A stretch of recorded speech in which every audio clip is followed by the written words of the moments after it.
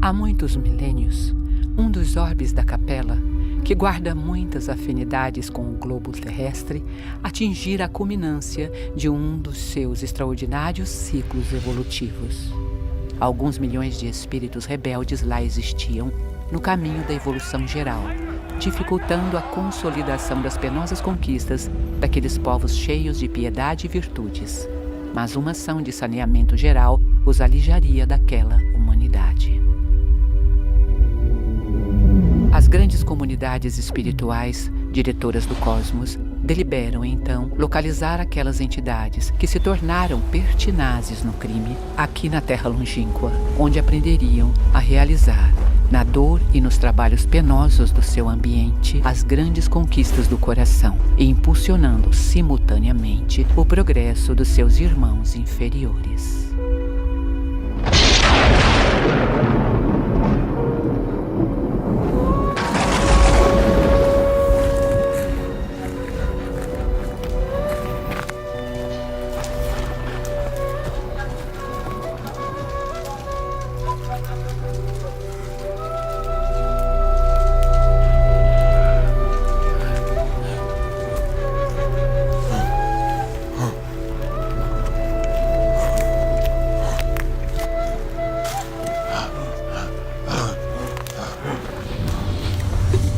Na casa de meu pai há muitas moradas. Se não fosse assim, eu vô-lo teria dito.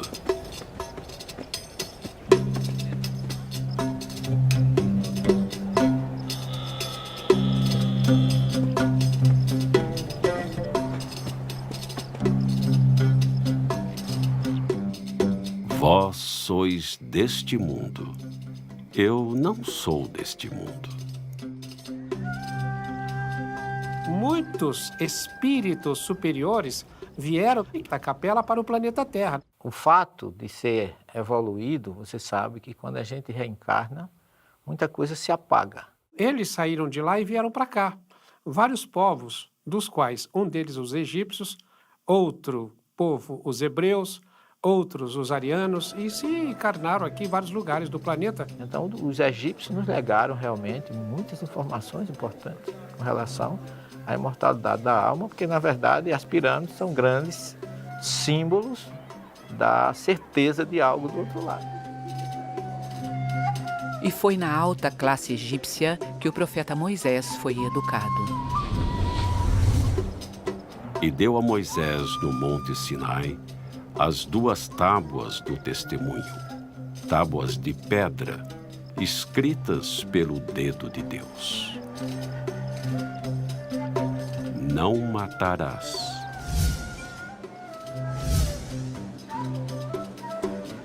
Não cometi assassinato, nem contratei ninguém para matar por mim. Não dirás falso testemunho contra o teu próximo. Não acusei ninguém falsamente, nem jamais apoiei nenhuma falsa acusação. Não furtarás. Não roubei, não me apropriei de coisas que não me pertenciam. Moisés teve uma escola, na verdade, egípcia. Ele filtrou tudo que ele conhecia dos sumérios, dos assírios, dos babilônios e dos próprios egípcios. Eu não digo que ele tenha simplificado o livro dos mortos, mas tenha tirado a essência. Eu acho que Moisés fez uma avaliação de tudo aquilo e retirou dali os 10 mandamentos. Deus grafou em letras de fogo nas tábuas da lei os 10 mandamentos. Através de quem? Através, nós poderíamos dizer assim, de uma chama chamada Moisés.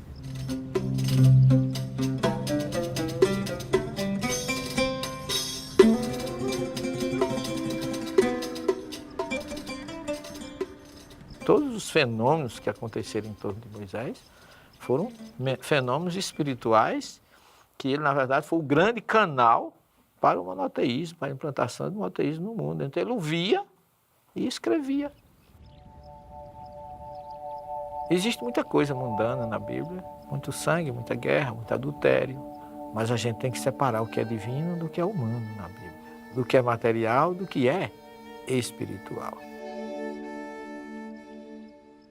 A Bíblia não contém erros. Nós erramos ao interpretá-la. Nós nos equivocamos ao interpretá-la. Por isso que é preciso saber quando foi escrito, por quem foi escrito, para quem foi escrito e qual a situação política, social que envolvia o fato que a Bíblia está narrando. Imagine Deus me pedir para eu sacrificar o meu filho. Não sacrifique bodes nem nada, nem carneiro, vai sacrificar o seu filho. O que é o seu filho? São as nossas produções. Você é capaz de sacrificar aquilo que você diz que é seu? Mesmo quando Abraão sai sem Sara saber do que ele ia fazer, ele vai com um grupo. Quando ele chega no sopé do Monte Moriá, onde hoje está o templo lá, a cúpula dourada lá em Jerusalém, quando ele chega ali no sopé, ele diz para os que ficaram: Ficai-vos aqui com o jumento, e eu e o moço iremos até ali, e havendo adorado, tornaremos a vós. Abraão não disse, nós vamos e eu voltarei. O que deduz que ele já sabia que ele não ia sacrificar o filho. Elias se chegou a todo o povo e disse: Até quando vacilareis entre dois pensamentos? Se o Senhor é Deus, segue-o, e se é Baal, segue-o. O rei achava que o Deus verdadeiro é o Deus Baal e mandou os seus súditos para o Monte Carmelo. E Elias fez um desafio, que eles se colocassem no novilho e orassem ao Deus dele para mandar um fogo para assar aquele novilho. E diz a história que os sacerdotes começaram a orar e não conseguiram nada. E aí Elias mandou colocar água, ele orou a Deus e desceu um fogo e destruiu tudo e queimou tudo. Diz que até a água incendiou e Elias com isso provou que o verdadeiro Deus era o Deus de Elias e não o Deus Baal. Elias já veio e não o conheceram, mas fizeram-lhe tudo o que quiseram. Então entenderam os discípulos que se referia João o Batista. No Monte Carmelo, ele mandou degolar os 400 sacerdotes. O Elias semeou na carne. Matou, foi morto. De Elias voltou como a reencarnação de João Batista. Ninguém foge às consequências dos seus atos. O João Batista, quando estava lá no Jordão batizando e apareceu muitos daqueles lá, será que alguns daqueles não eram sacerdotes de Baal reencarnados?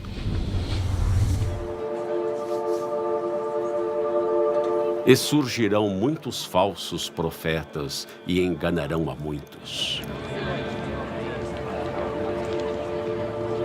O Vaticano. Daqui partem importantes decisões da religião cristã com maior número de fiéis. A Igreja Católica dos dias de hoje estende ações de evangelização, de promoção social e assistencial em todas as partes do mundo. Mas o catolicismo já teve seus anos de escuridão. Anos em que atuou na modificação da história cristã, visando atender a interesses mundanos. Roma e a Igreja Católica, no passado, estiveram juntas por objetivos nada cristãos. Foi na Anatólia, atualmente a Turquia, que se deu início ao processo de manipulação da história de Jesus, que se estende até os dias de hoje. E esse processo se iniciou com Constantino. Por ironia, o primeiro imperador romano que abriu os braços para o cristianismo. Até Constantino, o cristianismo foi cristianismo. Depois de Constantino, aquele cristianismo do primeiro, segundo, terceiro século não chegou até nós. E Constantino viu que havia uma corrente grande de seguidores de Jesus, que ele não poderia vencer, mas que ele se aliando e como imperador romano, e conseguia ser com isso, politicamente, a figura mais importante.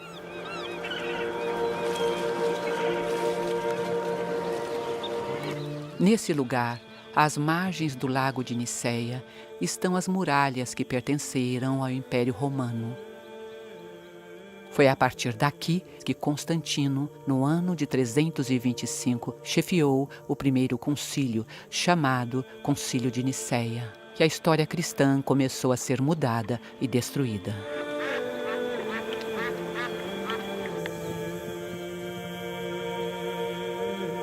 Atanásio foi um padre, ele era uma figura muito importante, mas ao mesmo tempo Atanásio ele legislava por cartas. E foi ele quem determinou essa divindade de Jesus que o Concílio de Nicéia criou. Foi uma coisa puramente induzida e imposta por Constantino e todo aquele grupo contra o movimento do arianismo, uma corrente que defendia que Jesus não era Deus. Ele dizia que Jesus era maior do que os homens e menor do que Deus. O que está compatível de acordo com o que falava toda a comunidade primitiva de Jerusalém, a comunidade discipular dirigida por Tiago, irmão de Jesus, e isso tem raízes e base no Evangelho.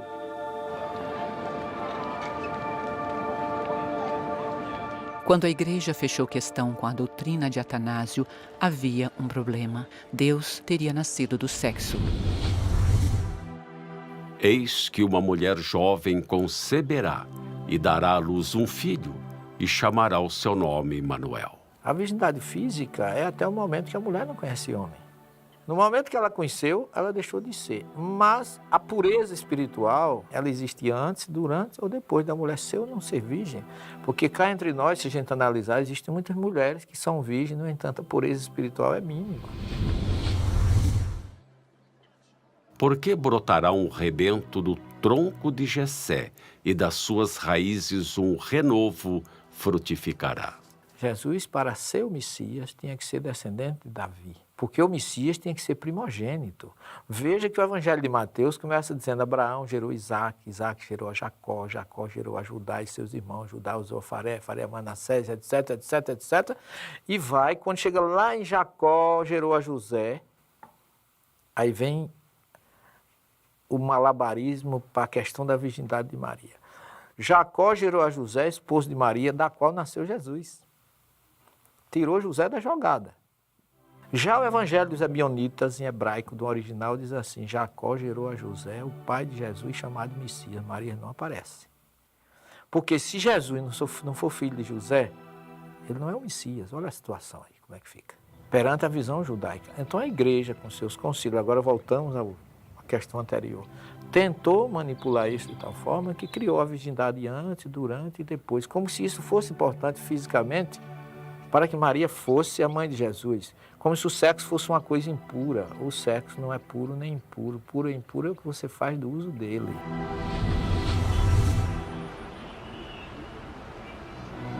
O acharam no templo assentado no meio dos doutores, ouvindo-os e interrogando-os. E todos os que o ouviam ficavam extasiados com a sua inteligência e com suas respostas. Situado na margem noroeste do Mar Morto, encontra-se o sítio arqueológico de Qumran, onde foram descobertos em 1947 os manuscritos do Mar Morto. Um conjunto de papiros que são, de longe, a versão mais antiga e preservada do texto bíblico.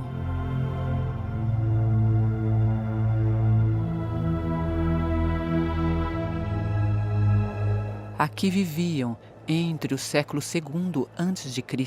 e o primeiro século da era cristã, os essênios, uma seita judaica que havia se afastado dos grandes centros da época de Jesus. Viviam uma vida quase monástica. O jejum, as rezas e a realização de rituais de purificação faziam parte dessa sociedade. Eles observavam rigorosamente os mandamentos de Moisés e obedeciam a uma estrita regra de disciplina codificada em manuscritos que regulavam todos os detalhes da vida diária. Alguns historiadores acreditam que João Batista era essênio. Existe até quem defenda que Jesus teria passado sua juventude aqui. com relação ao período de 12 a 30 anos de Jesus. Esse período chamado vida oculta. Em torno disso existem muitas teorias. Que Jesus foi viver na Índia, que depois que Jesus discutiu com os doutores, ficou muito pretendido por ter sido um fenômeno. Eu vejo muita coerência entre a filosofia dos essênios e o que Jesus defendia. É tanto que existe um grande pergaminho que foi achado, que é a luta entre os filhos da treva contra os filhos da luz, que os essênios se intitulavam Filhos da Luz. E Jesus utilizou algumas vezes a frase, eu sou a luz do mundo. Os manuscritos do Mar Morto, localizados nessas montanhas, não são os únicos textos judaico-cristãos que sobreviveram intactos ao longo dos séculos. O Evangelho de Tomé é um deles e foi encontrado em 1945 no Egito. Trata-se de um evangelho apócrifo que não é aceito pela Igreja como outros. É como se a espiritualidade tivesse preservado na Judéia a primeira aliança e no Egito a segunda. Um só Senhor, uma só fé, um só batismo. Dogma é algo que não se discute. É ponto passivo, vem de cima para baixo, me desculpa a expressão, é imposto e você não pode contestar. E aquilo que era dogma no passado não é hoje. Aquilo que no passado era objeto de asserção rigorosa, vai mudando. Muitas religiões criaram dogmas em torno de Jesus. Por exemplo, o dogma da ressurreição, o dogma do sangue, o dogma da trindade. Que se criou isso e ninguém pode discutir. É roubar do ser humano o direito de raciocinar, de refletir e de tirar suas próprias conclusões e até negar a ciência. E imolarás o carneiro, e tomarás o seu sangue e o espalharás sobre o altar ao redor. Quem visita Israel e os locais onde supostamente teriam acontecido os grandes eventos evangélicos se depara com um país cheio de espiritualidade. Por outro lado, em quase todos os locais são vistos rituais e dogmatismos que, em uma análise profunda e racional, pouco tem a ver com a mensagem trazida pelo Cristo. Esta é a Igreja da Natividade, em Belém. O local é administrado por várias denominações cristãs. Uma parte pertence aos gregos ortodoxos, outra aos armênios ortodoxos,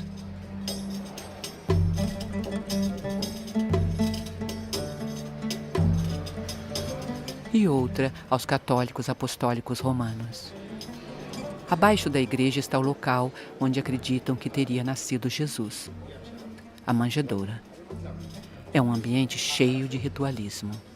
Na parte que pertence aos gregos ortodoxos, os católicos apostólicos romanos não podem rezar missa e vice-versa. Detalhe, um local fica a menos de 2 metros de distância do outro.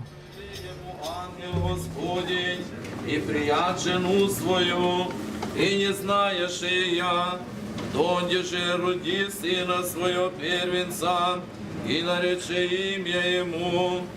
A limpeza, então, é quase uma missa. O ambiente só pode ser limpo quando os membros das outras denominações estiverem presentes. E ainda assim, cada um limpa um pouco o mesmo lugar.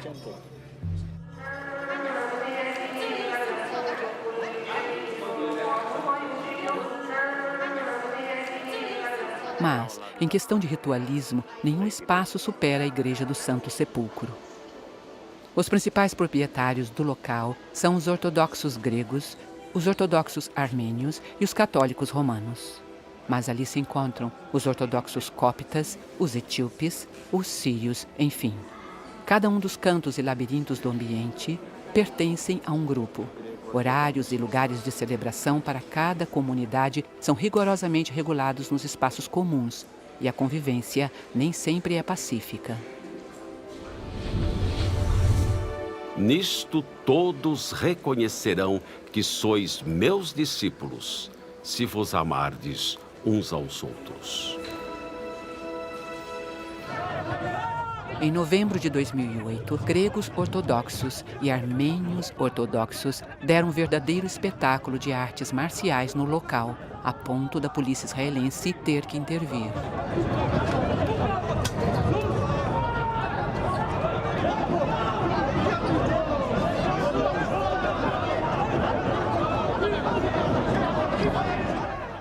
E os problemas datam de muitos séculos. Em 1192, o sultão Saladino, na tentativa de trazer paz ao espaço, encarregou 2 famílias muçulmanas à guarda da igreja. A família Judé recebeu as chaves do Santo Sepulcro, já que a família Nuseibé, que tinha a custódia da igreja desde o tempo do califa Omar, em 637, foi dada à guarda da porta. Os descendentes das 2 famílias se sucederam nesse trabalho. 2 vezes por dia, um membro da família Nuseibé abre e fecha a porta. A chave fica sempre na guarda de um membro da família Judé. Alguns cristãos permanecem no interior da igreja, ficam trancados durante toda a noite, sem qualquer possibilidade de acesso ao exterior, até que na manhã seguinte, as 2 famílias muçulmanas abram a igreja. Isso tudo para impedir que um grupo cristão invada o espaço que pertence a outro. Quando orares, não sejas como os bajuladores, pois se comprazem em orar em pé nas sinagogas e às esquinas das ruas, para serem vistos pelos homens.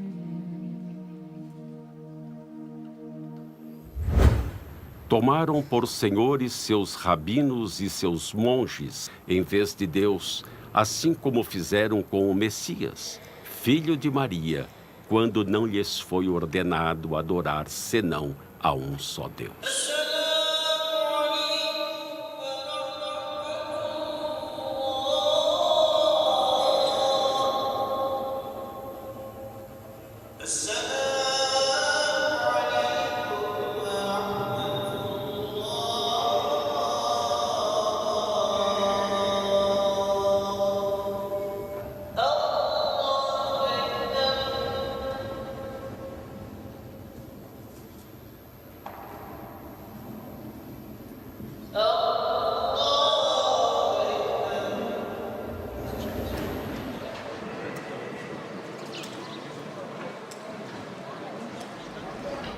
Jesus, em várias ocasiões, deu exemplos de que o verdadeiro ritual de adoração a Deus parte do interior da alma humana.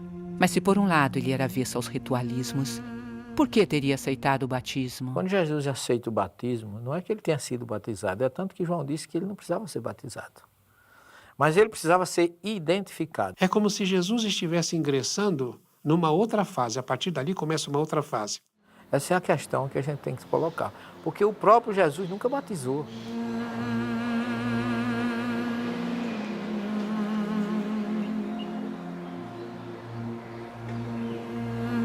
Se, em alguns casos, pode-se dizer que o batismo é separatista, pois batizados em uma religião não podem, por exemplo, se casar com os de outra religião, é no Rio Jordão, local onde Jesus teria sido batizado, que temos uma demonstração de como a separação ainda reina naquela região.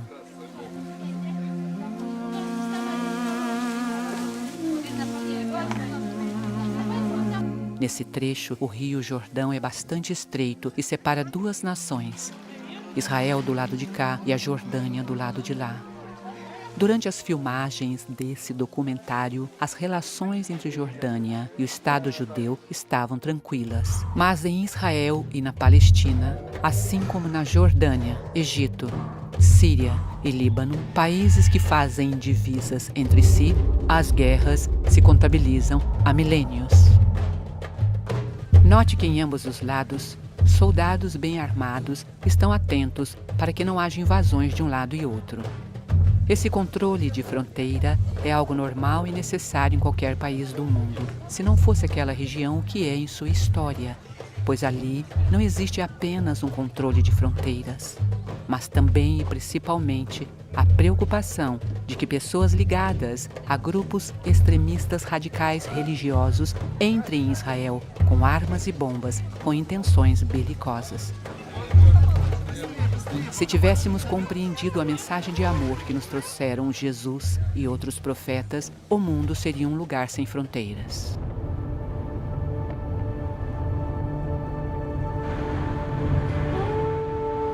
Em Jericó, região sob a administração palestina, encontramos o Monte da Provação. Lugar que coincide com os relatos evangélicos que citam a quarentena que Jesus teria passado ali, sendo provado por Satanás. No monte, você tem uma visão fantástica de tudo que pode existir no planeta Terra. Porque você avista a cidade de Jericó, você avista oásis, você avista o deserto, as montanhas e o Mar Morto. Então você tem um panorama de tudo que existe no planeta. Resumidamente, está ali. Então o que é que acontece? Jesus, olhando aquela paisagem, com o poder que ele tinha, e sendo ele quem era, se ele quisesse, ele seria possuidor de todos os reinos do mundo, porque estava simbolizado na visão que ele estava tendo. Jesus não foi tentado, ele foi provado. Ele passou por uma... Que provação? Não através de uma figura criada pelo homem, chamada de Satanás. Porque Satã, em hebraico, significa opositor. Não é um ser.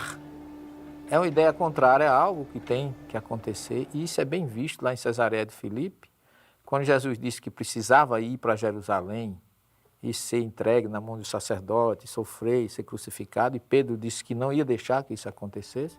E Jesus disse: Afasta-te de mim, Satanás, porque não compreendes as coisas que são de Deus, mas as que são dos homens. Não que Jesus estivesse chamando Pedro de Satanás, mas que Pedro estava com ideia contrária àquilo que tinha que acontecer. Afasta-te de mim, ideia contrária. Eu não vim para isso. Meu reino não é deste mundo. Então eu não posso aceitar isso. Agora veja bem, colocar que isso foi Satanás que ofereceu a Jesus é uma incoerência muito grande. Quer dizer, eu respeito quem pensa assim, mas eu não entendo por uma coisa muito simples. Se Satanás existisse, ele seria a pessoa menos qualificada para se aproximar de Jesus. Onde tem luz não pode ter trevas. E muito menos oferecer alguma coisa a Jesus que ele não tinha. Porque se Jesus era o Filho de Deus, então por herança ele tinha direito a todos os reinos do mundo. Então não precisa Satanás lhe oferecer absolutamente nada. Então Jesus começa a pensar aquilo ali, refletir sobre o que ele poderia optar de aceitar ou não aceitar. Então não é o monte da tentação, é o monte da meditação, é o monte da provação. A origem de Satanás é uma figura folclórica dos persas. Satanás representa o deus do mal. Os persas trouxeram o zoroastrismo. E o zoroastrismo é uma religião que é baseada no dualismo, o Deus do bem e o Deus do mal. Em tudo que se faz na vida, há uma opção. E Jesus deixou ali, para nós, a lição de que a gente deve optar pelo espiritual.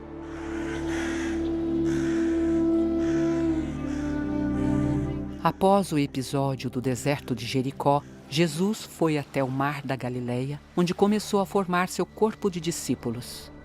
Os primeiros foram Simão, mais tarde chamado de Pedro, e André. E andando junto do mar da Galileia, viu Simão e André, seu irmão, que lançavam a rede ao mar, pois eram pescadores. Outros 2 pescadores foram recrutados por Jesus, os irmãos Tiago e João. E passando dali um pouco mais adiante, viu Tiago, filho de Zebedeu, e João, seu irmão, que estavam no barco consertando as redes. E logo os chamou. A seguir, identificou Filipe, Bartolomeu e Tomé. Na sequência, foi a vez de Levi, conhecido como Mateus, um coletor de impostos. E depois disto, saiu e viu um publicano, chamado Levi, assentado na recebedoria e disse-lhe: segue-me. Foram ainda incorporados ao grupo Tiago, filho de Alfeu, Judas Tadeu e Simão o Zelote, conhecido como político ou revolucionário que lutava contra os romanos. E, finalmente, aquele que teria um dos mais importantes papéis na implantação da Boa Nova de Jesus, Judas Iscariotes. Por que ele não foi para a Judéia, ele foi para a Galiléia? Por que é que ele começa numa região da antiga Palestina pobre, discriminada, com gente pobre, discriminada e doente? Sem cultura nenhuma, analfabeta a maioria, por uma coisa muito simples. Do ponto de vista material, se você for ensinar alguma coisa a mudar conceito de quem já tem conceito, é difícil. Você vem e segue-me. Pedro e os outros largam as redes e seguem Jesus. Estavam esperando. Preparou um a um para a missão. Isso eu acho que foi a grande importância. E como líder, ele não mandou ninguém fazer nada. Ele ia na frente, fazendo, ensinando. 4 eram pescadores de peixes. Depois de serem chamados por Jesus, todos se transformaram em pescadores. Vinde após mim, eu vos farei pescadores de homens.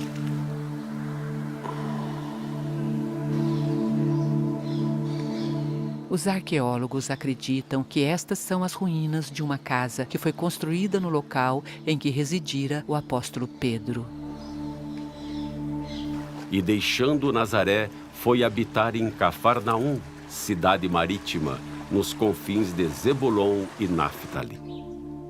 As escavações que ocorrem aqui acontecem desde 1968 e revelaram a vila que remonta ao século I a.C., uma igreja cristã octogonal do século V depois de Cristo e uma casa do século IV depois de Cristo, que os arqueólogos acreditam ter sido construída no local da casa do apóstolo Pedro. A Galileia, além de ter sido escolhida por Jesus como a sociedade em que ele passaria boa parte de seu messianato, foi também onde se deu o primeiro de seus milagres, o chamado Milagre das Bodas de Caná. A festa de núpcias era tão importante naquela época que você podia até deixar de ir à sinagoga, fazer a sua oração para ir a uma festa de casamento. Então Jesus não só mostra solidariedade com a necessidade do outro, força na transformação e solidariedade com dois espíritos, duas pessoas, dois seres que se unem para constituir uma família. Enchei de água essas talhas, e encheram-nas até em cima. E disse-lhes, tirai agora e levai ao mestre Sala. E levaram. Uma das explicações lógicas ao suposto milagre é que os tonéis, durante o armazenamento e transporte, criaram um forte mosto no fundo dos vasos. Uma vez adicionada água aos recipientes, bastava que os agitasse. O mosto se misturaria à água, resultando em um vinho leve. Você sabe que quimicamente se transforma uma substância em outra, numa reação química naturalmente. Os laboratórios produzem suco de morango, sem ser morango, mas tem gosto de morango. E eu posso perguntar a você, será que Jesus transformou água em vinho ou ele colocou gosto de vinho na água?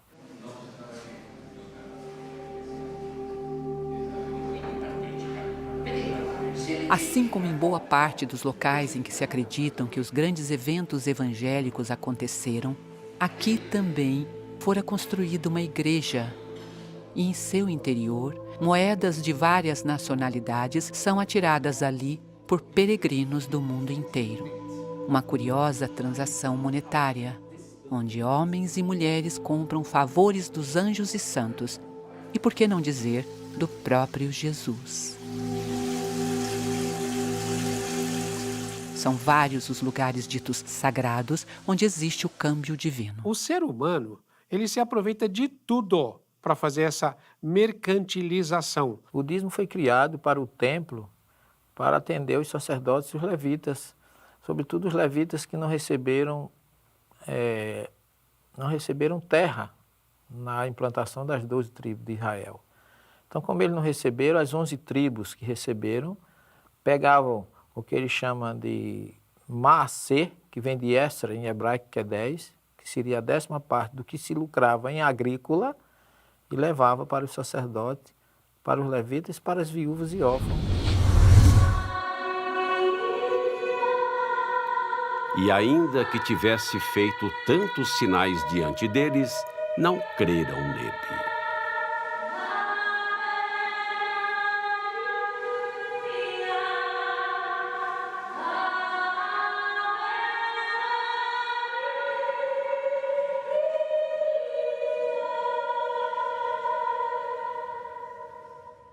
Ao lado da igreja de Santa Ana, cuja extraordinária acústica acabamos de ouvir, existia o tanque de Betesda, local onde Jesus protagonizara um importante feito.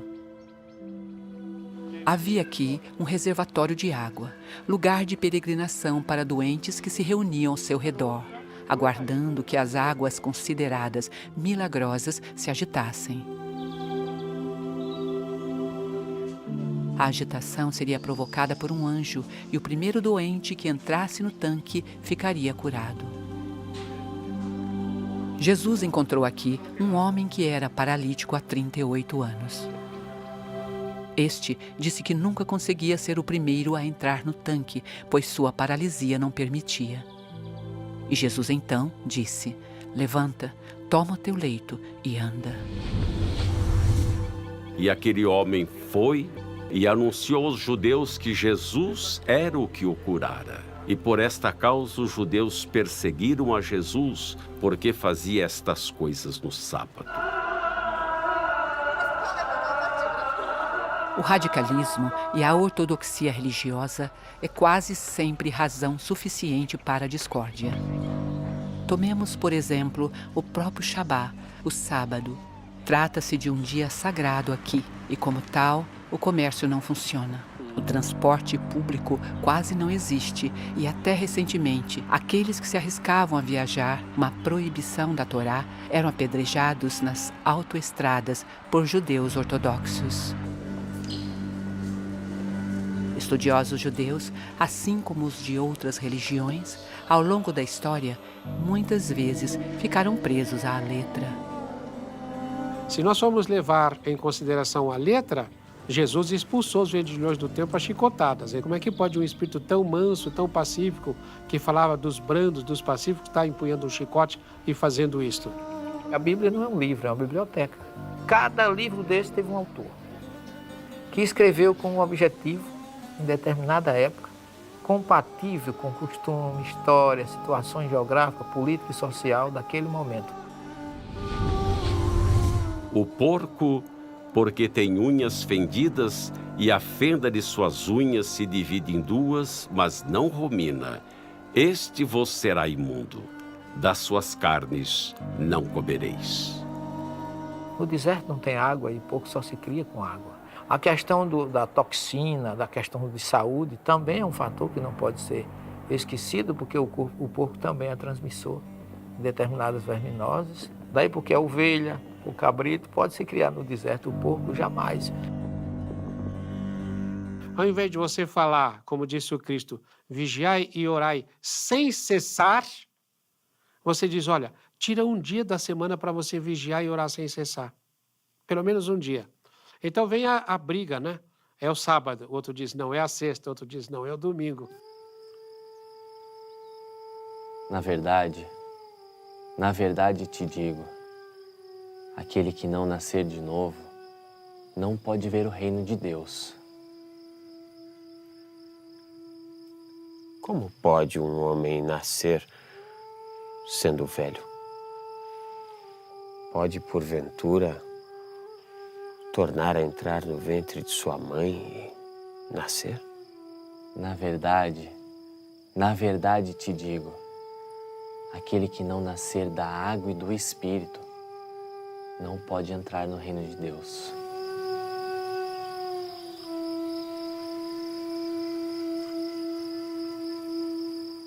Esse diálogo de Jesus com Nicodemos, que fala bem explicitamente da reencarnação, só que não fala a palavra reencarnação, mas nascer de novo.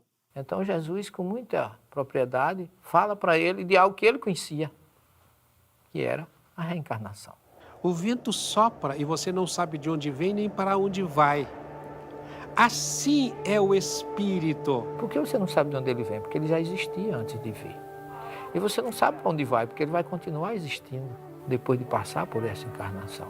E se ele veio uma vez e passou, por que ele não pode voltar uma segunda vez? Tudo na natureza se repete. Há o ciclo das águas, depois vem a primavera, verão, outono, inverno e tudo se renova. Tudo na natureza, o sol vai e vem todos os dias. Veja só, se não há reencarnação, quando é que o espírito é criado? Na hora do nascimento.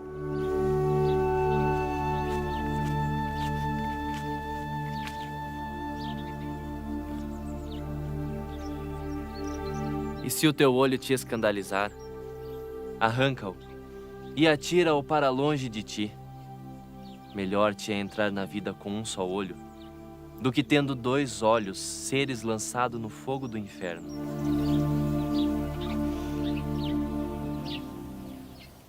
Ele está falando para vivo ou para morto? Ele está falando para pessoas vivas aqui. Então você entrar na vida cego qual? Se não tiver reencarnação, na vida espiritual cego, só pode se entrar cego noutra vida. Se Deus é justo, por que é que ele vai dar fortuna a um e pobreza a outro, beleza a um, feiura a outro, saúde a um, doenças a outro? Então Deus seria injusto e a única forma de explicar a misericórdia divina é através da reencarnação.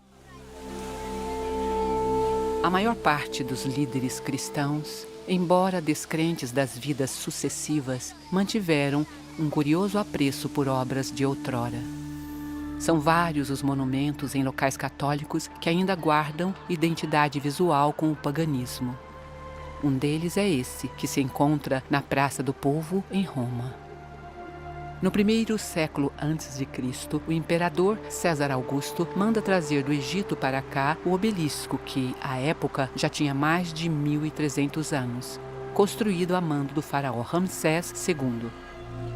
No ano de 1589 d.C., o Papa Sisto V manda que se coloque no centro da praça o obelisco pagão, ao lado da igreja de Santa Maria do Povo. A igreja teria sido construída no local onde Nero se suicidou e foi sepultado. No mesmo espaço, o passado egípcio se une ao Império Romano e ao catolicismo. No Panteão, um dos símbolos do paganismo, construído em 125 anos depois de Cristo, hoje abriga a igreja de Santa Maria de Todos os Santos. Hoje você é um rei que pode ter sido um súdito de um Egito no passado, ou de uma Babilônia. Então, você tem um apreço e de repente você olha e você vê uma estátua do passado, aquilo acorda em você alguma coisa. Aí me lembra o obelisco na Praça do Vaticano. Você sabe se não era o Papa Sisto, não era um faraó reencarnado por ali, que estava querendo trazer da sua ex-pátria, inconscientemente. Se não virdes sinais e milagres, não crereis. Seria Jesus um ser dotado de algum poder sobrenatural? Ou seus feitos milagrosos são mais uma criação a respeito do Cristo? Um dos chamados milagres mais extraordinários de Jesus teria acontecido neste local. Alguém veio e disse que Lázaro estava morto. Lázaro, o nosso amigo, dorme, mas vou despertá-lo do sono. As doenças catalépticas poderiam simular a morte de alguém e essa pessoa que parecia estar morta não estava. Como muitos nos anos 60, 50, até alguns atores muito famosos, como foi aquele Sérgio Cardoso, né? Que foi enterrado e depois foi descoberto que ele estava vivo, foi enterrado vivo. Então, o que Jesus fez foi chegar lá e mandar despertar, porque a catalepsia simula realmente a morte aparente. E Jesus chegou lá, inoculou energia com a sua força e Lázaro voltou a viver.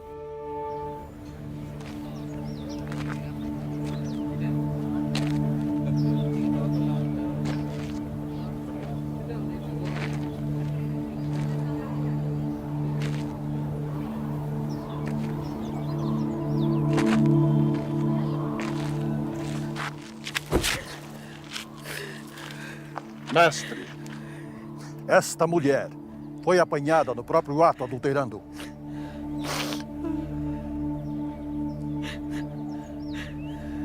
Na lei, Moisés nos mandou que as tais sejam apedrejadas.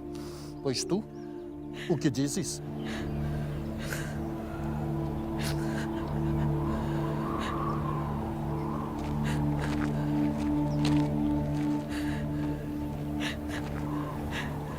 Aquele de entre vós que está sem erro, que seja o primeiro que atire pedra contra ela.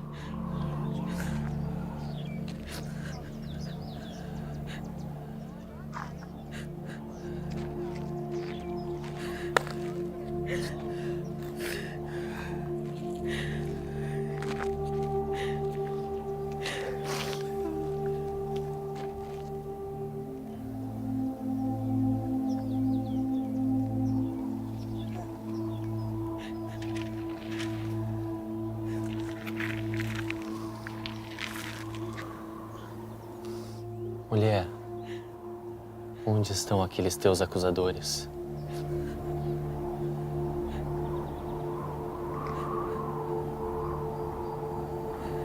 Ninguém te condenou? Ninguém, Senhor. Nem eu te condeno. Vai-te. E não erres mais.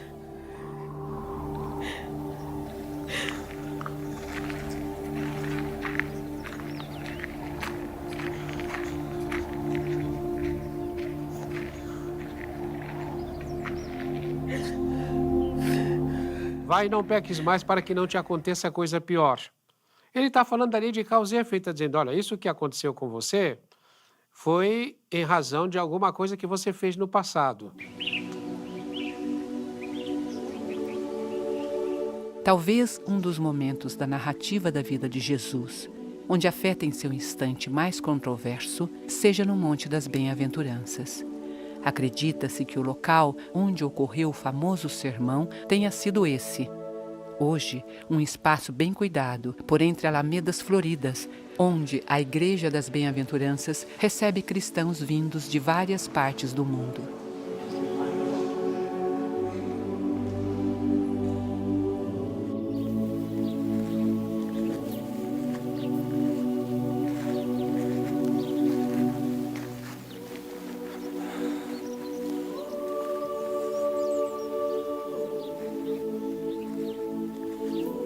Avante! Enfrente os humilhados de espírito, porque deles é o reino dos céus. A bem-aventurança é uma conquista que você só vai ter no mundo espiritual. Agostinho falava disso.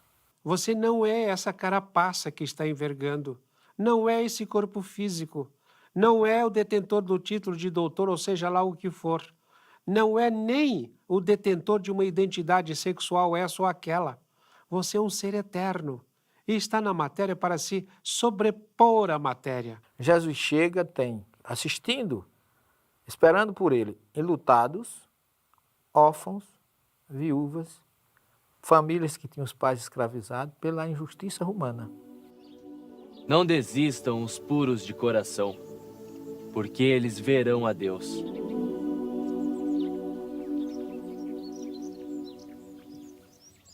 Os romanos estavam humilhando, porque para o judeu, passar por aquilo era uma humilhação.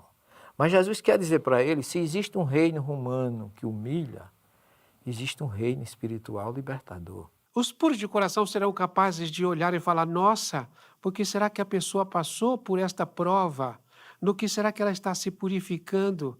Coitado daquele que fez esse ato tão danoso para o outro. Então você tem que transformar todos aqueles que Jesus fala de bem-aventurado em avante, em marcha. Vão em frente. Não desistam vocês que são bem humilhados, vocês que sofrem perseguição. Em marcha os mansos, que eles herdarão a terra. Esse discurso de Jesus não é um discurso de reação, é um discurso de ação, mas ação positiva. Jesus não ensinava ninguém a reagir, ele ensinava as pessoas a agir. Não desista, os que promovem a vida receberão a vida. Em compensação, os que promovem a morte receberão a morte. Ele podia dizer, se armem, reajam, matem os romanos que matam vocês. Não, promova a vida. Porque quem promove a morte, recebe a morte. Onde estão os romanos hoje? Não desistam os que têm fome e sede de justiça, porque eles serão saciados. Então você vai entender por que você gerou as causas nesta vida, por que você está sofrendo coisas que você não gerou nessa vida, por que você nasceu assim, nasceu assado. Uma coisa é você dizer para alguém que está sofrendo que ele é bem-aventurado porque sofre, ou então que ele persevere, que ele confie no amanhã, na misericórdia divina, porque sim, ele vencerá todas as dificuldades e a bem-aventurança virá. Sermão da Montanha é o discurso mais lindo que existe no planeta, né? Que brilha a vossa luz. Senhor, ensina-nos a orar, assim como também João o ensinou aos seus discípulos. Pai nosso, que és dos céus.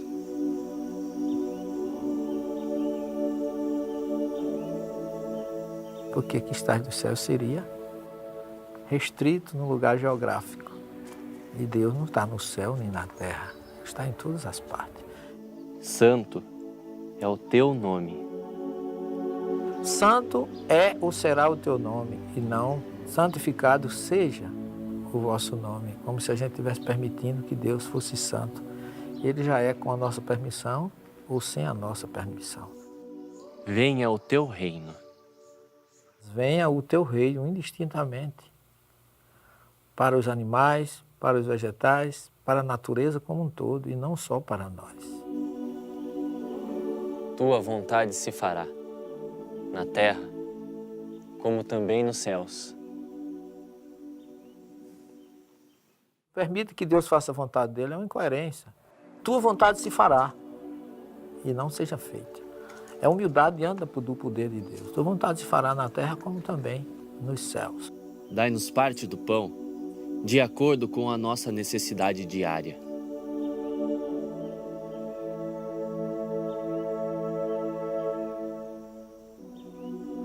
E não o pão nosso de todos os dias me dá hoje, não. Porque Jesus não podia pedir a comida do mês todo para um dia só, quando ele ensinou que a gente não deve se preocupar com o dia de amanhã no mesmo sermão, porque cada dia tem o seu quinô. Perdoa os nossos erros.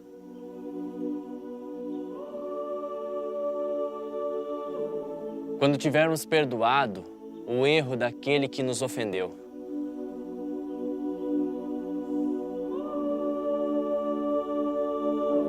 O meu perdão está condicionado que eu já tenha dado. Eu não posso pedir perdão se eu não perdoo ninguém. Quando você vê pessoas que dizem, faz 20 anos que isso aconteceu e quando eu me lembro ainda sinto um mal-estar, a vontade de se vingar ou de desejar. Quando você perdoa alguém, você tira um problema da sua mente. Você passa a ser feliz. Não nos deixeis entregues à provação, pois assim nos resgatas do mal. E não nos deixes entregues à provação. Então, por isso que ele diz, porque assim nos resgatas do mal, se a gente tiver em sintonia com Deus no momento da dificuldade. Então, essa oração ensinada no Monte das Oliveiras, que está lá em aproximadamente 106 placas hoje, 106 idiomas, é uma das orações mais belas que Jesus ensinou ali, na chamada Igreja do Pai Nosso.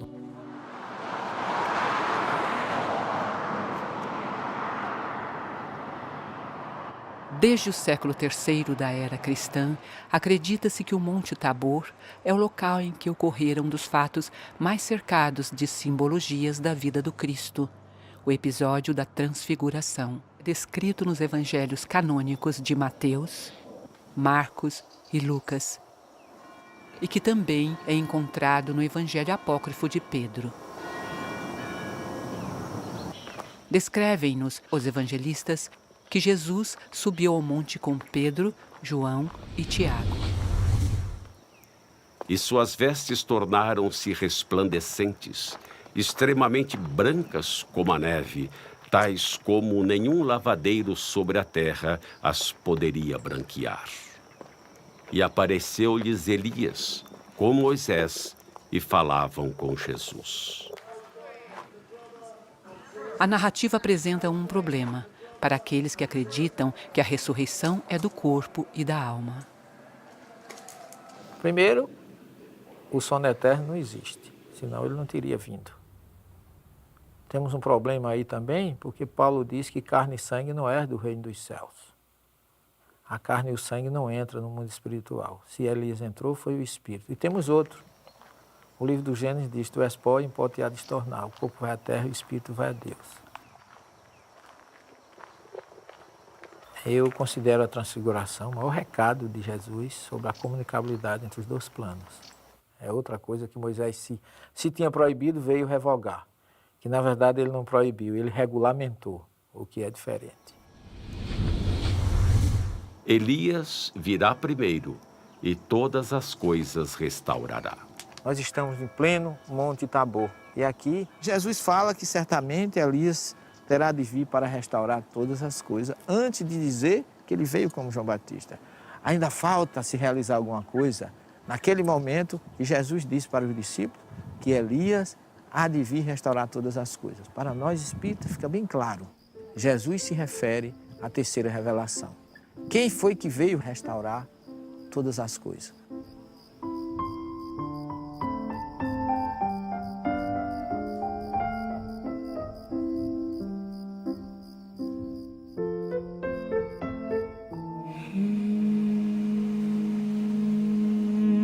Em Israel, estima-se que 77% da população seja formada por judeus. Os muçulmanos são 16% e os cristãos são apenas 4%. Existem ainda os drusos, religiosos com raízes no Islã, que somam 2% da população, restando 1% que não declararam a crença religiosa. Essa convivência nem sempre é pacífica, e os episódios de radicalismo contam-se a centenas. Quem derramar o sangue do homem, pelo homem terá o seu sangue derramado, porque Deus fez o homem conforme a sua imagem.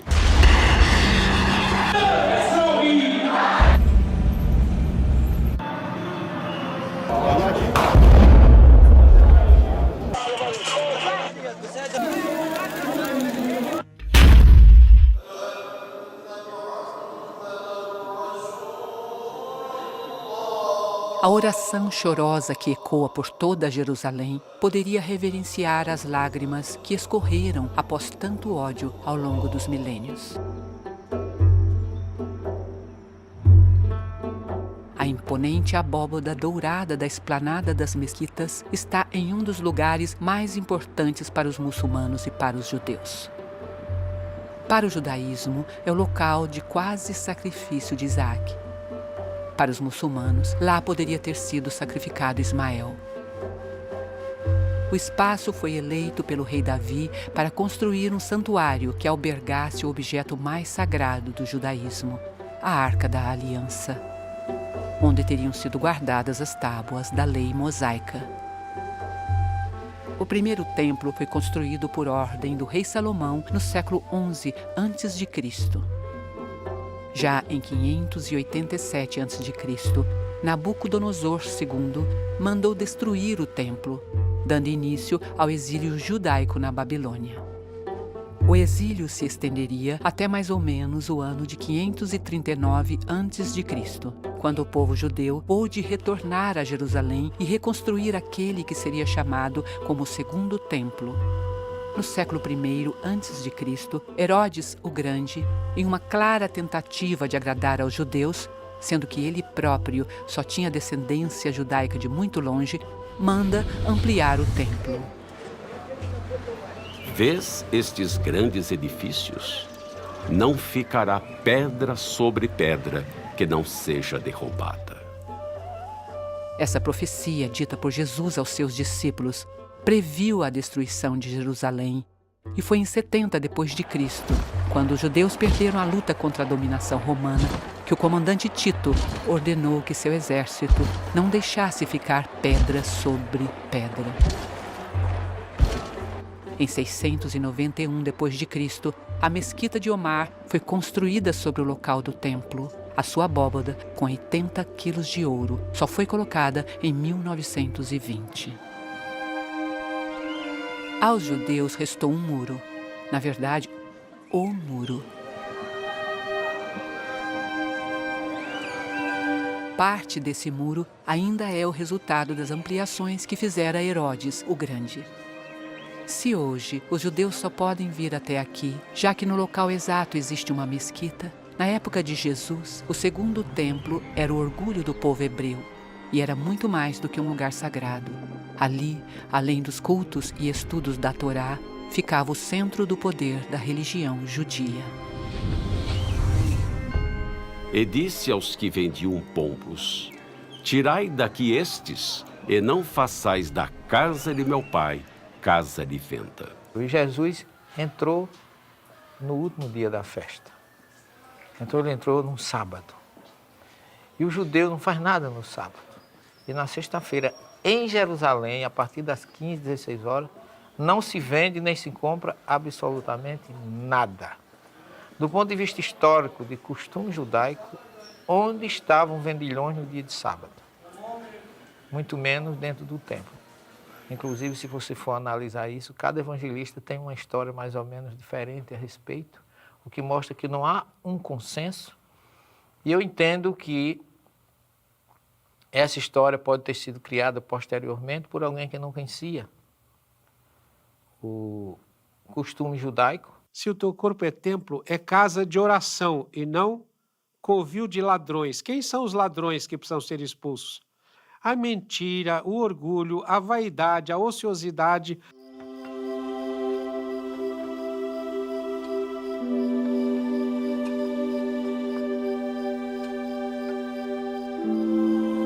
Esse é o local em que acredita-se que teria acontecido a última ceia, descrita pelos 4 evangelistas canônicos.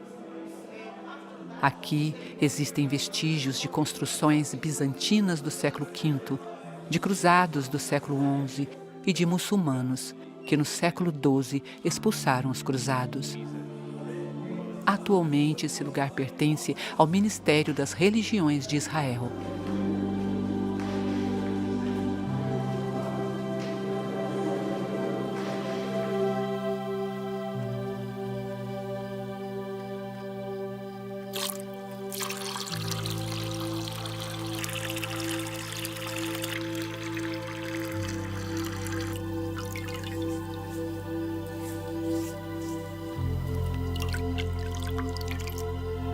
Aquilo ficasse como um sinal para que aquele que quiser ser o maior seja o servidor de todos.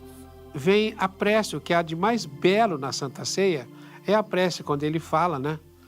Pai, eu quero que você os abençoe para que eles sejam um entre si, como eu sou um convosco, e sendo um entre si, eu vou ser um com eles, se sou um com eles, nós viremos e vamos fazer morada no coração deles, vamos fazer morada neles.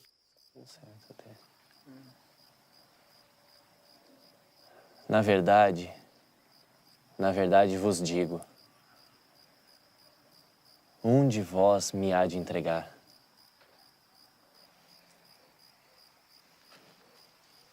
Senhor, quem é? É aquele a quem eu der o bocado molhado.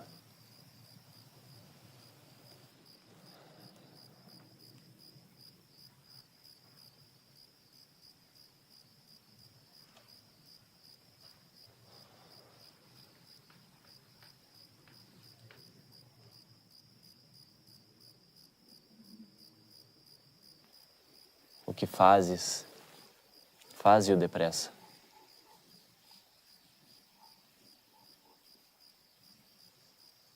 Judas não traiu Jesus. Ele trairia Jesus se não tivesse feito o que fez. Essa visão do judeu ainda hoje é que o Messias seria um guerreiro e que libertaria o povo de Israel em qualquer situação de opressão. E Roma oprimia. Então ele via naquele momento que ele entregando Jesus, as pessoas iriam se revoltar e havia uma grande revolução e Israel se libertaria. Mas aí o que acontece? O Cristo mostra para ele que o reino não é deste mundo. Quando ele vai perante Pilatos, ele tinha que fazer, tinha que ser ele, foi escolhido por Jesus para isso. Porque nós nos esquecemos que o projeto era de Jesus e não de Judas. E se aquilo não acontecesse, não teria acontecido a identificação de Jesus como o Messias. Foi por ele ter feito o que fez que nós recebemos todo o ensinamento do Cristo.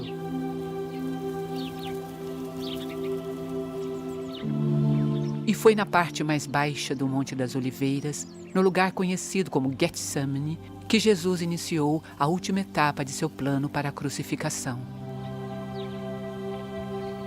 Ele sabia que não bastava ter ensinado, sabia que não seriam suficientes os milagres que fizera. O ser humano queria sangue e ele estava disposto a dar.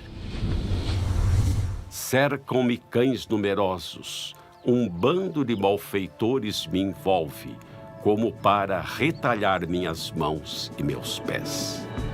Estas ruínas mostram o que foi durante séculos o centro da vida pública romana. Um local de cerimônias triunfais e de eleições, onde se realizavam discursos públicos e onde aconteciam os processos criminais. Era também o centro dos assuntos comerciais. E como ninguém é de ferro, Vespasiano, aproximadamente no ano 70 d.C., mandou construir o Anfiteatro Flaviano, mais conhecido hoje em dia como o Coliseu.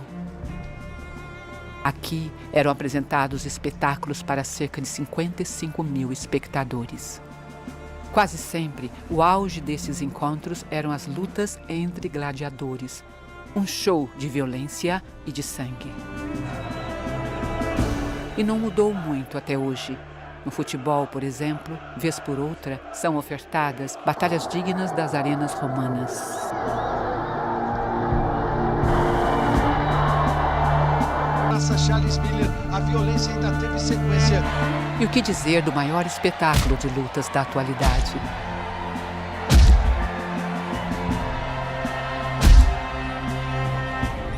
E os jornalísticos, então?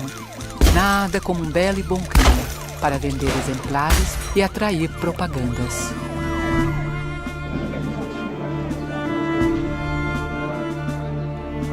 Na época de Cristo, não poderia ser diferente. E nesse espetáculo, ao que tudo indica, foi o próprio Jesus que apontou o polegar para baixo em uma grande ação de marketing.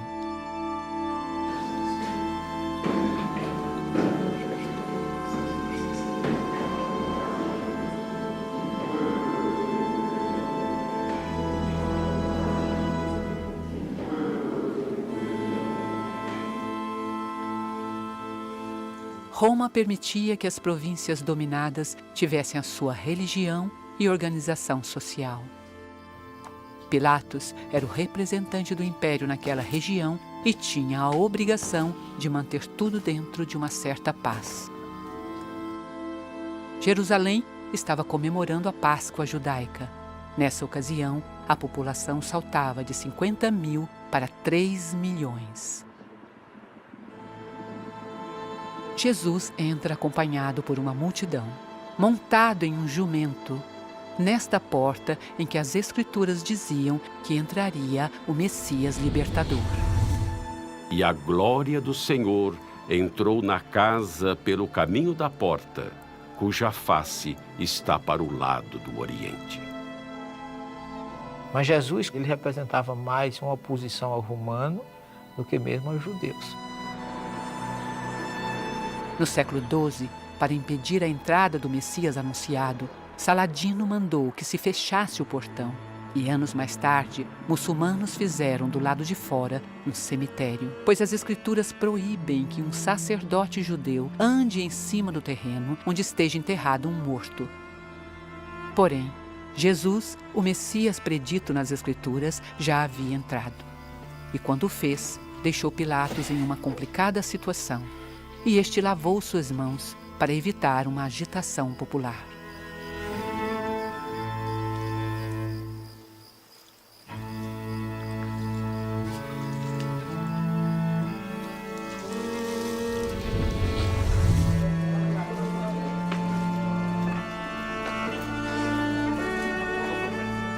E levando ele às costas a sua cruz, chegou ao chamado Lugar da Caveira, em hebraico chamado Gólgota.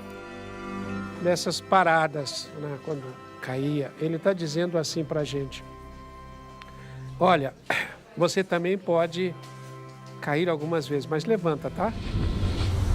Porque cada qual levará sua própria carga. Simão ele seguia Jesus. E quando ele soube que Jesus foi preso e que estava naquela situação, ele foi acompanhar Jesus na Via Dolorosa. Quando Jesus cai, o Simão vai e não pega a cruz. Ele pega um braço da cruz e Jesus no outro braço. E os dois vão andando e carregando a cruz. Mais um grande ensinamento de Jesus para cada um de nós que devemos compartilhar e suavizar a dor alheia. Deram-lhe a beber vinagre misturado com fel, mas ele, provando-o, não quis beber. E ele recusa. É como se estivesse dizendo, olha, isso aqui não significa nada, é matéria. O vinagre e o fel, e tinha outras substâncias que aliviava, porque era uma espécie de entorpecente, um anestésico. Então esse sofrimento não tem importância, é matéria. Deixa eu passar por ele para mostrar para vocês que vocês não precisam fugir, não fujam. E foram crucificados com ele 2 salteadores, um à direita e outro à esquerda. Jesus vira-se e olha para o bom ladrão. Em verdade, eu te digo, hoje estarás um dia comigo no paraíso e não naquele mesmo dia, porque do ponto de vista cronológico, o próprio Jesus só foi no 3º dia. O ladrão não poderia ter ido antes dele. Deus meu, por que me desamparaste? Davi falou no Salmo 22, Jesus repete na cruz. Naquele momento, ele estava recitando o Salmo como se dissesse, olha, isso que está acontecendo aqui, já estava escrito lá atrás. Em outras palavras, ele não estava se sentindo desprezado nem abandonado, mas ele estava se identificando com aquele Messias, aquele servo do Cordeiro, predito e profetizado por Davi. Me cercaram, até as minhas vestes estão sendo objeto de sorteio. Os soldados estavam ao pé da cruz sorteando as vestes de Jesus. Os que me olham meneiam a cabeça. A minha língua está presa ao palato. E depois há uma virada no Salmo em que ele fala, mas em ti confio. Do 23 começa como? O Senhor é o meu pastor e não me faltará. Concordo que foi uma forma de chamar atenção para todos. Inclusive, você observe que ele morreu fisicamente, mas se imortalizou espiritualmente.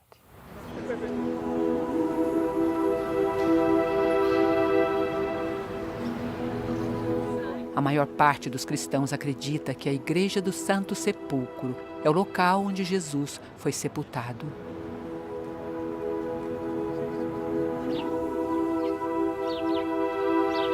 Já para cristãos ingleses, este é o lugar.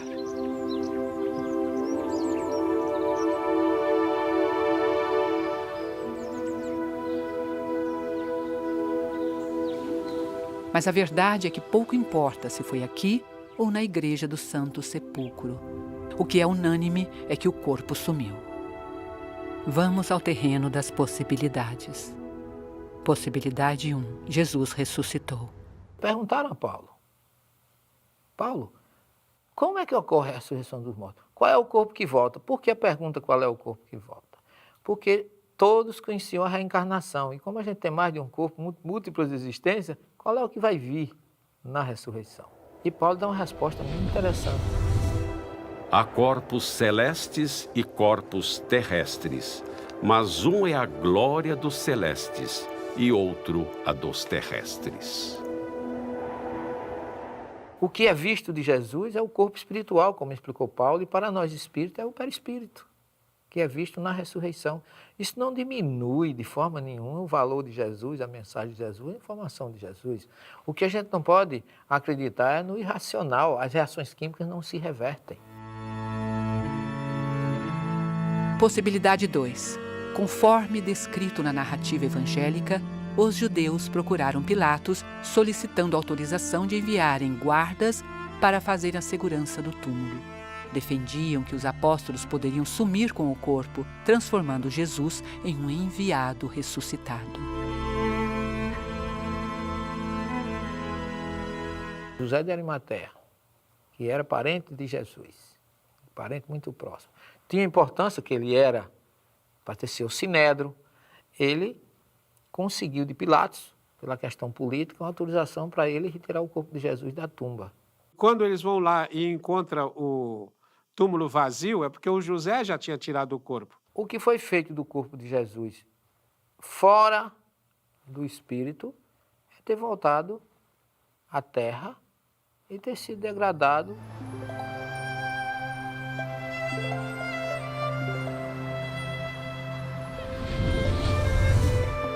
Estando com eles à mesa, tomando pão, abriram-se-lhes então os olhos e o conheceram, e ele desapareceu-lhes.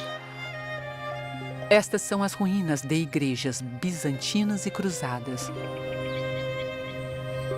Aqui é a antiga Emaús, onde, segundo a tradição, Jesus teria se reunido após a crucificação com 2 de seus discípulos, que só o reconheceram quando ele partiu o pão, tal qual fizera na última ceia.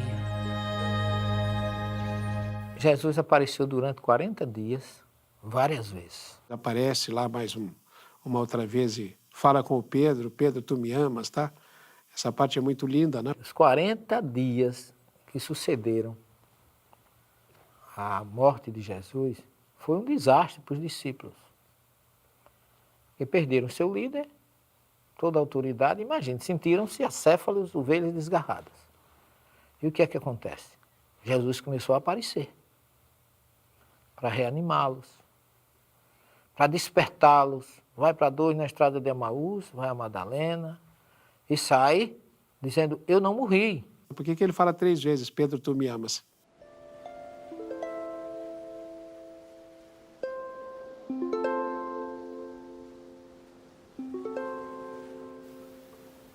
Pedro, filho de Simão, tu me amas? Sim, mestre. Apacenta as minhas ovelhas.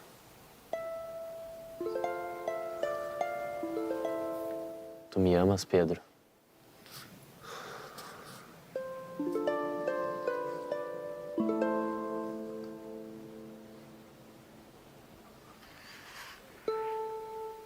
Sim, mestre. Apacenta as minhas ovelhas, Pedro, filho de Simão. Tu me amas?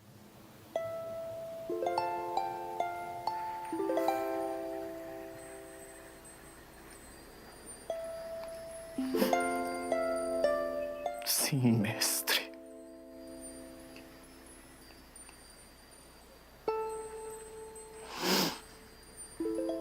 Tu sabes que eu te amo. Apacenta as minhas ovelhas, Pedro. Sim, mestre. Pedro tinha negado 3 vezes. Então, ele estava ali como que cauterizando as feridas que existiriam no perispírito de Pedro, na mente de Pedro. Só que depois de 40 dias, 49 especificamente, 7 semanas, na festa do Shavuot, que em hebraico a palavra Shavua é semana, que o grego chamou de Pentecostes, 50 dias, aí Jesus vem de uma forma diferente. Ele não vem mais visto fisicamente. Fisicamente eu digo em perispírito, não era corpo físico. Ele vem como centelha espiritual e abriu o canal espiritual de todos aqueles que estavam ali. Mas quem desceu ali foi a própria energia de Jesus para o quê? Agora não mais ele se apresentar. Agora ele precisava do testemunho daqueles que o conheceram. E é tanto que depois do Pentecostes, os discípulos se muniram de tanta força interior, que dali Pedro já saiu para pregar no templo, expondo a própria vida. E aí fundou-se a primeira comunidade sucessora de Jesus em Jerusalém. E a partir dali, quem era discípulo transformou-se agora em apóstolo.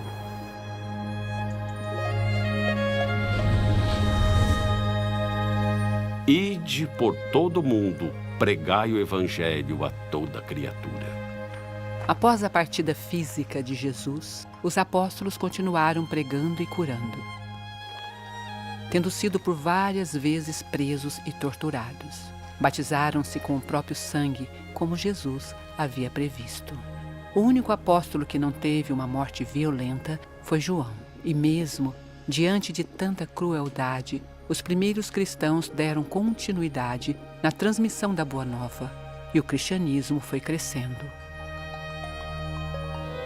Aliás, a propagação cristã para longe das fronteiras de Jerusalém e da Galileia deve muito ao Sinédrio e a Roma.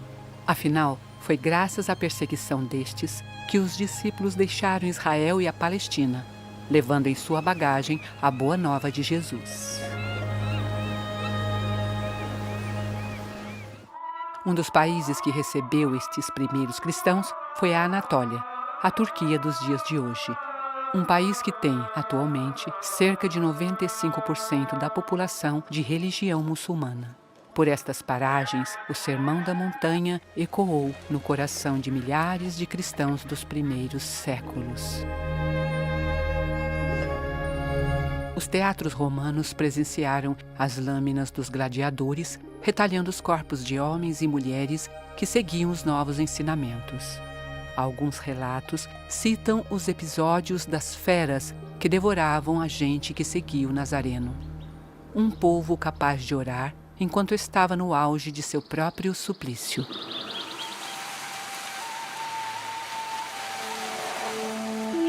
O ápice da rejeição contra os cristãos se dá em 64 d.C., quando o atormentado imperador Nero ateia fogo em Roma e atribui o incêndio aos seguidores de Jesus.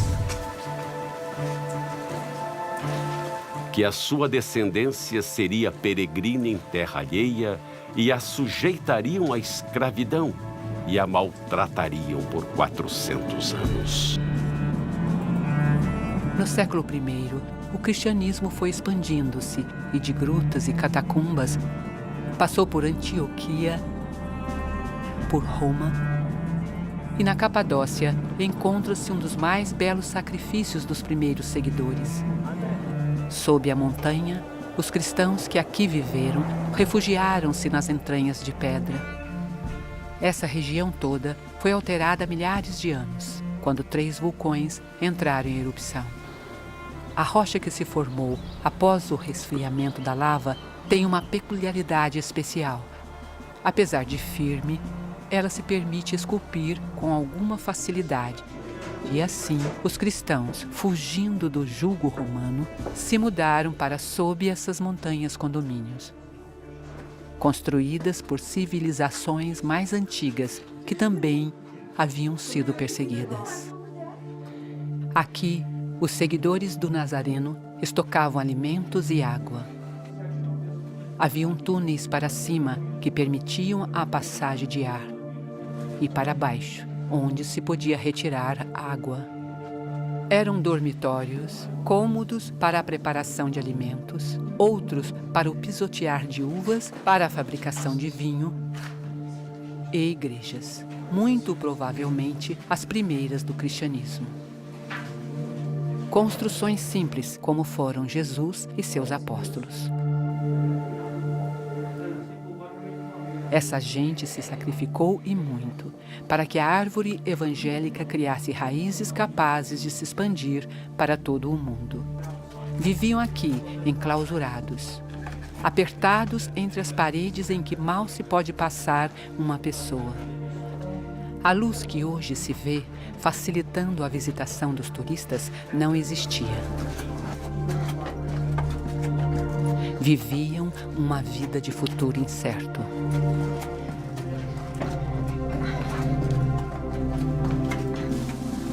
Mesmo assim, eles não desistiram de sua fé. E, embora vivendo sob a escuridão das catacumbas, acenderam com seus corações uma luz que jamais se apagou.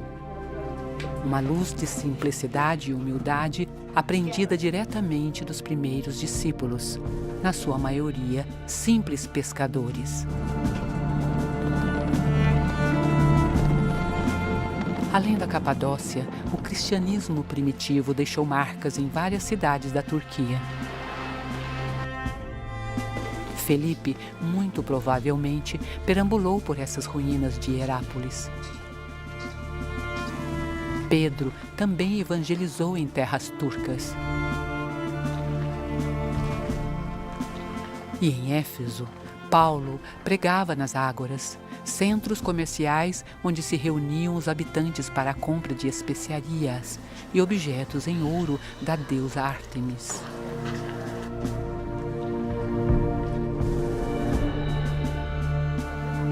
Aqui, Paulo foi preso. Os comerciantes o acusaram de pregar contra os deuses romanos e prejudicar as vendas. Outro que esteve por terras turcas foi João, que mais tarde, na ilha Patmos, na Grécia, teve as visões proféticas do Apocalipse.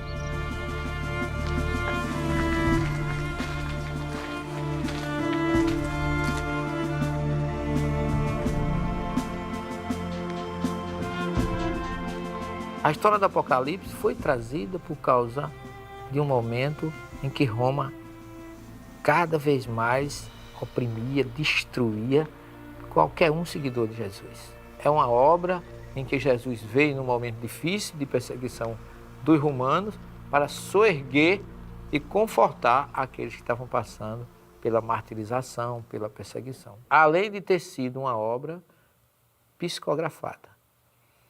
A obra tem uma mediunidade, vários tipos de mediunidade, porque no primeiro capítulo João diz assim: Eu sou o Alfa e o Ômega, o primeiro e o derradeiro. E o que vês, escreve-o num livro e envia-os às 7 comunidades que estão na Ásia. Entre os sítios arqueológicos da Turquia, um dos que mais emocionam é o da Casa de Maria, especialmente pela história da descoberta do local.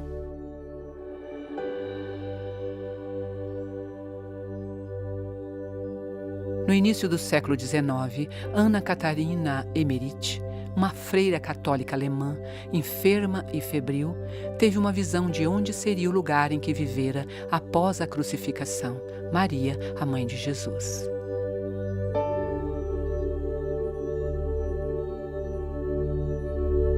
No relato, além de descrever o ambiente, a freira falava das características da casa. Suas visões foram escritas e publicadas pelo romancista alemão Clemens Brentano. No final do século XIX, o padre francês Julien Goyet, tendo em mãos a publicação, foi em busca do local e achou as ruínas em que hoje muitos acreditam ter sido a Casa de Maria.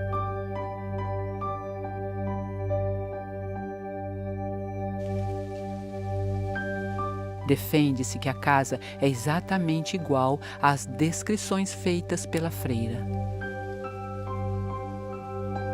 O que se encontra abaixo da linha vermelha são os resquícios originais da construção, desenterrados pela equipe que localizou os escombros.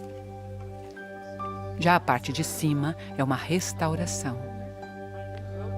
Cristãos e muçulmanos reverenciam esse local como sendo aquele em que vivera seus últimos anos Maria, mãe de Jesus. A Igreja Católica Romana acredita que Maria permaneceu em Jerusalém. Porém, os livros de Atos e o Apocalipse deixam claro que João veio para a Turquia após a crucificação de Jesus. E o Evangelho de João cita ainda que o apóstolo foi eleito por Jesus como filho de Maria. Disse a sua mãe: Mulher, eis aí o teu filho. Depois disse ao discípulo: Eis aí tua mãe.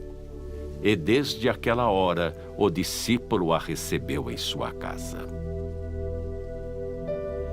O que mais impressiona naquela que poderia ter sido um dia a casa da genitora de Cristo é a singeleza e a simplicidade do local.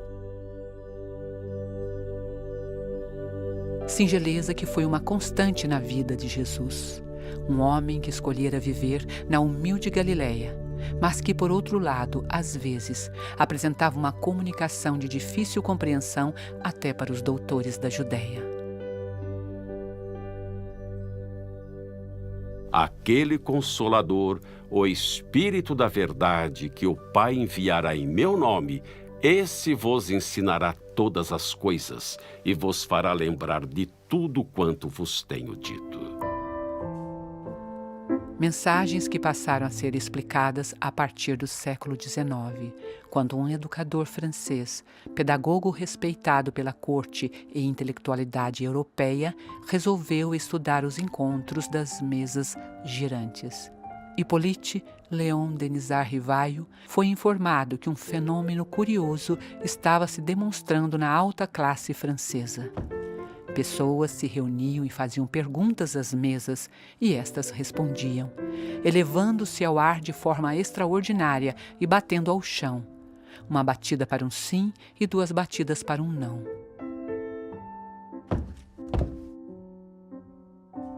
Monsieur Rivaio, um racionalista, chegou à conclusão que eram espíritos que moviam as mesas. Com o tempo, o educador passou a atender pelo pseudônimo de Kardec. Trocou as mesas por médiuns e entrevistou os espíritos comunicantes sobre os grandes enigmas existenciais humanos. De suas entrevistas espirituais foram lançados alguns livros, e entre eles o Evangelho segundo o Espiritismo, uma obra capaz de explicar os aspectos morais e educacionais de toda a mensagem de Jesus. Kardec segue o Evangelho do Cristo. Você pega o Evangelho segundo o Espiritismo, toda a primeira parte de cada capítulo é uma fala do Cristo, depois o comentário de Kardec, depois o ensino dos Espíritos.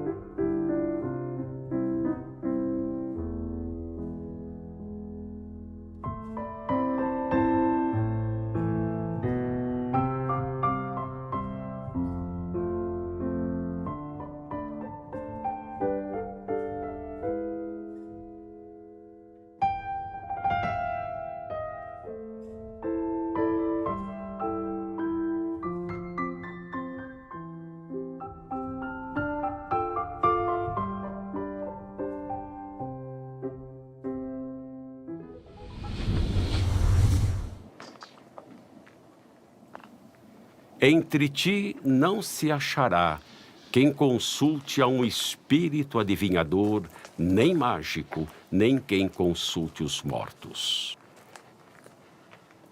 Engana-se quem diz que a Bíblia proíbe a comunicabilidade entre os 2 planos. Por quê? Porque Jesus mostrou isso no Monte Tabor, recebendo Moisés e Elias. O Espiritismo não é uma religião constituída com sacerdote, com hierarquia, com rituais, com dogmas. Não é. Mas a sua parte moral pode unir todas as crenças do mundo. Meu espírito derramarei sobre toda a carne, e os vossos filhos e as vossas filhas profetizarão. Os vossos jovens terão visões. Nenhum livro do Novo Testamento é tão mediúnico quanto o livro de Atos dos Apóstolos. Apenas nós não paramos e muitas vezes nem estudamos a história dos fenômenos que envolveu tudo aquilo, cura, visões. Paulo foi despertado por Jesus através de visão e ouvindo vozes, mostrando que ele era um grande médium.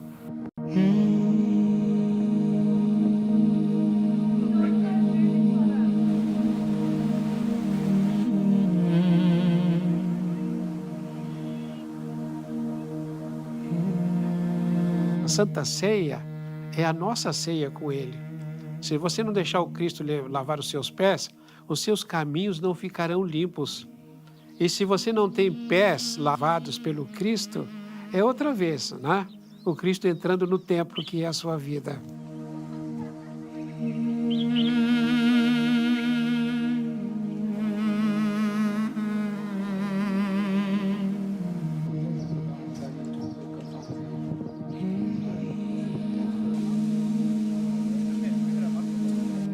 Eu sei que as religiões são diferentes, Mas todas as religiões buscam um ser superior. E é nesse ser superior que a gente tem que se concentrar para acabar com as diferenças e com as divergências. Então, acho que está no momento de que todos nós, independente de religião, darmos as mãos e ouvir o clamor de Jesus, dizendo a todos nós, Shalom, paz.